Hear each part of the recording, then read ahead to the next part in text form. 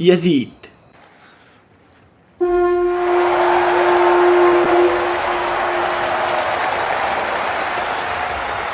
ایک ایسا نام جس سے ہماری ذہن میں مختلف قسم کی سوالات پیدا ہوتی،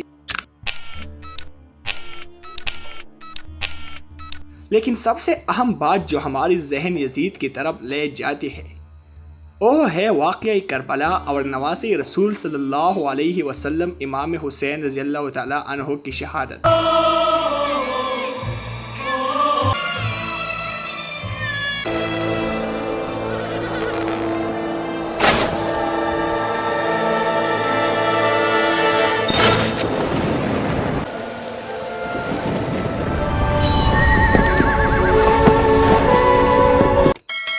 اسی کے ساتھ ساتھ مدینہ میں قتل و غارت، خانہ کعبہ کو جلانا اور بہت سے مسلمانوں کو شہید کرنا۔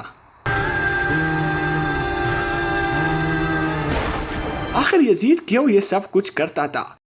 ناظرین، یزید کا پیدائشی نام یزید بن معاویہ بن ابی سفیان تھا۔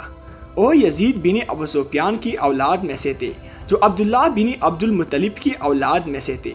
وہ معاویہ بن ابی سفیان کے بیٹے تھے جو خلافت کے دوران امام حسین بن علی کی حقیقتی جد میں آئی۔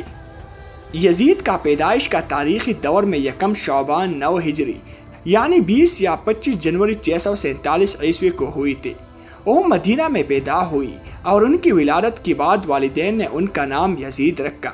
یزید کا بچپن مدینہ میں گزرا اور بعد میں انہوں نے خلافت کے دوران بڑھتے ہوئی مشہوری حاصل کی۔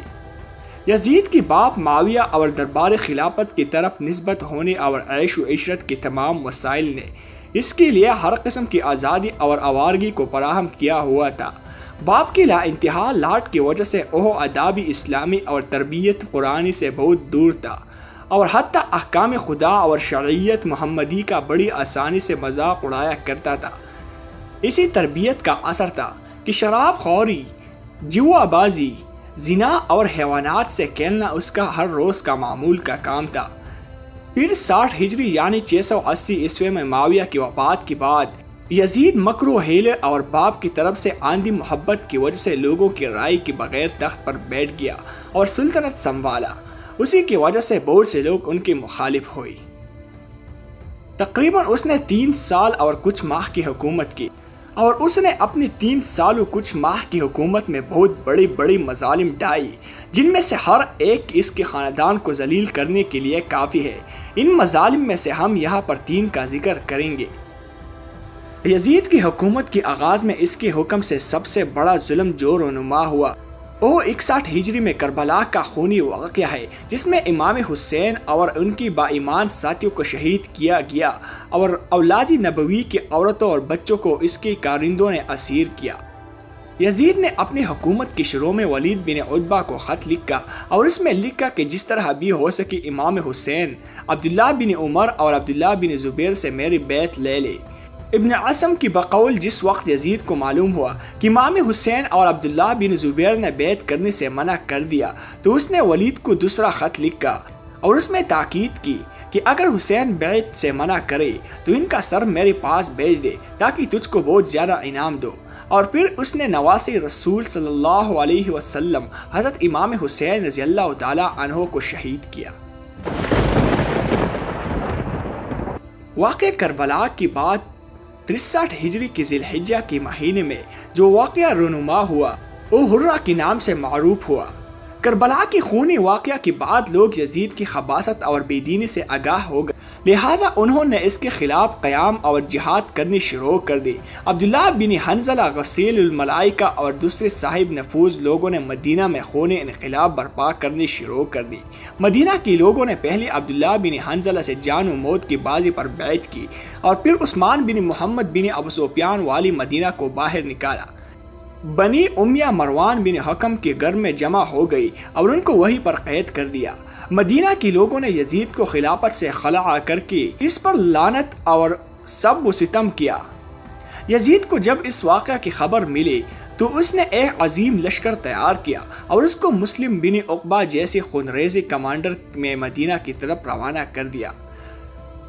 اس خونخوار کمانڈر نے مدینہ کا محاصرہ کرنے کے بعد ان کے قیام کو ختم کر دیا اور مدینہ کے لوگوں کا خون بہانا شروع کیا اور اس شہر میں بہت زیادہ لوگوں کو قتل کر دیا۔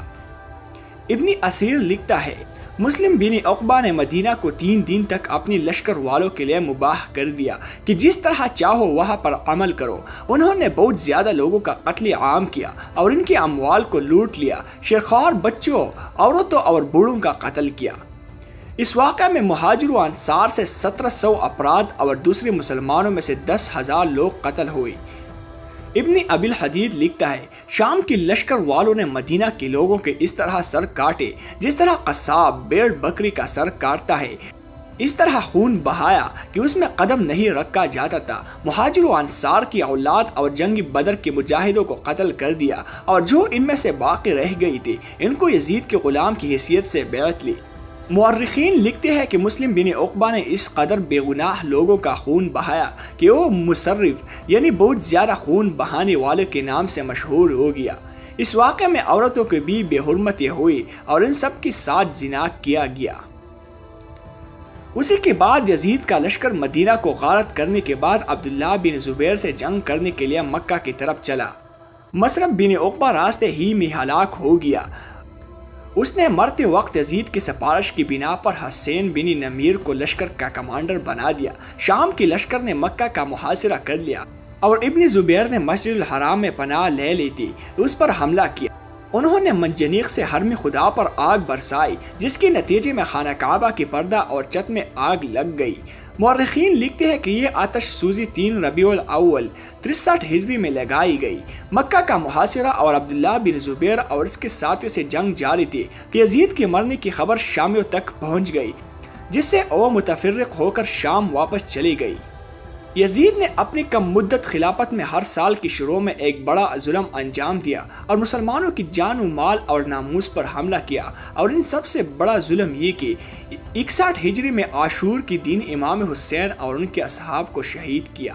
اس بحث کو اہل سنت کے مشہور عالم ذہبی کی جملہ پر ختم کرتے ہوئے یزید کے بارے میں لکھتا ہے کہ یزید ناسبی یعنی علی اور ان کے خاندان کا دشمن، بری عادت والا اور بے ادب تھا، شراب پیتا تھا اور منکرات کا مرتکب ہوتا تھا۔